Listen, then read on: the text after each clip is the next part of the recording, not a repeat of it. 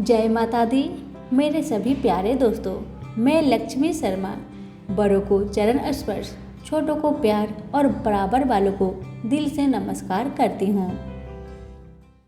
आज आप सभी सुनेंगे ज्येष्ठ मास की कथा अध्याय 20 और इस अध्याय में आप सभी सुनेंगे निर्जला एकादशी व्रत का वर्णन।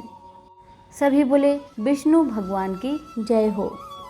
ऋषि लोग स्कंद जी से बोले कि हे स्कंद जी, आपने समस्त मोह को नाश करने वाला तथा अत्यंत आश्चर्य को देने वाला ज्येष्ठ मास के महात्म्य का आख्यान किया।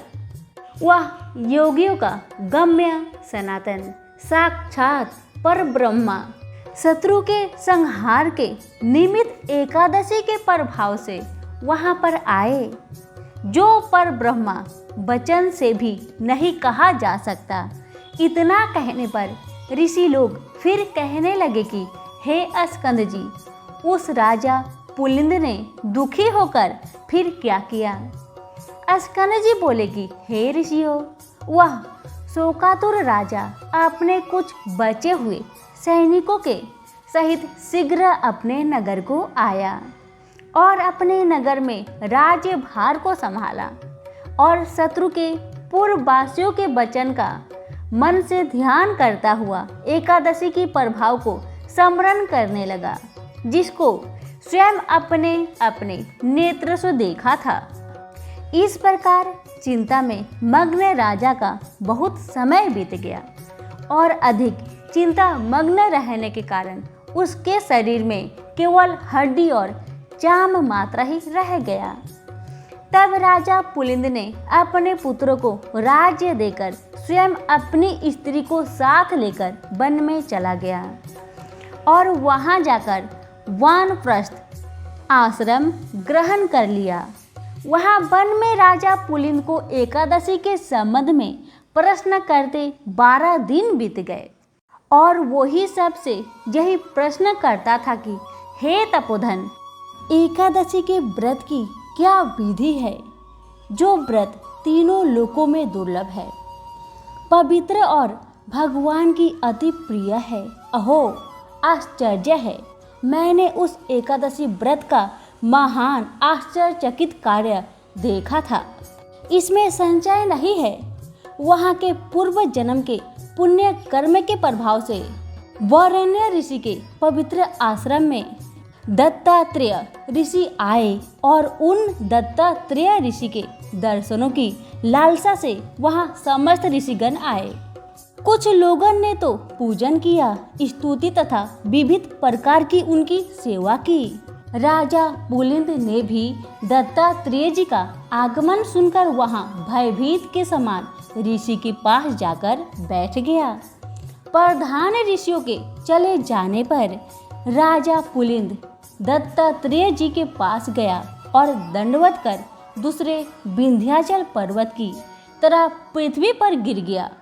दत्तात्रेय जी राजा से बोले कि हे सौम्य, उठो उठो, तुम कौन हो और किस लिए यहाँ आए हो, और तुम्हारे दुख का जो कारण है तुम मुझसे कहो।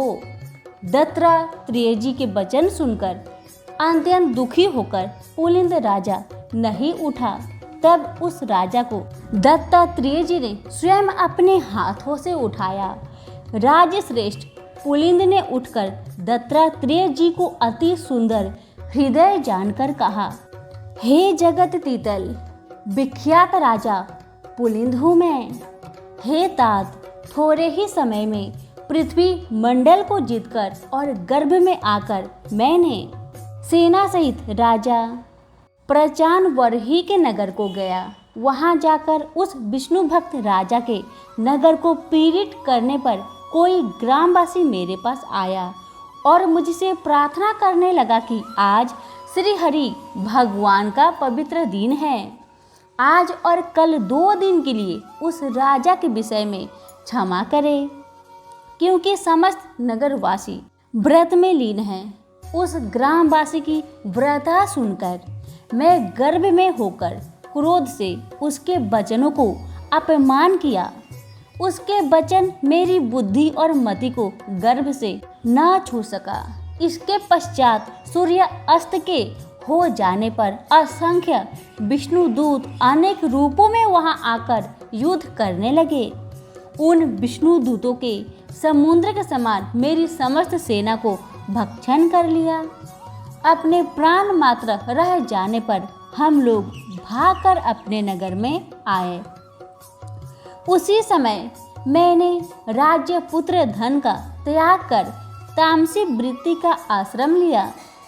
अब आज आपके चरण कमलों का दर्शन करके मैं कृतज्ञ हो गया।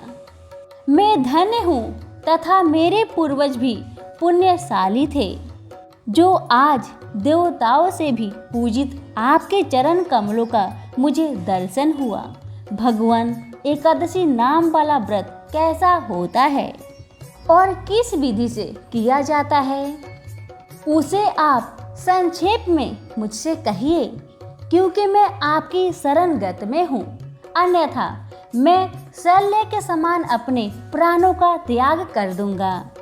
राजा पुलिंद के इन वचनों को सुनकर सब वृत्तांतों के जानने वाले दत्तात्रेय जी उसी समय राजा पुलिंद को दोनों हाथों से आलिंगन कर और दर्याद चित होकर मधुसूदन भगवान के एकादशी व्रत के विधान को कहने लगे। यहीं पर हमारी ज्येष्ठ महात्म्य निर्जला एकादशी व्रत महात्म्य वर्णन 20वां अध्याय समाप्त होता है। सभी बोले विष्णु भगवान की जय हो।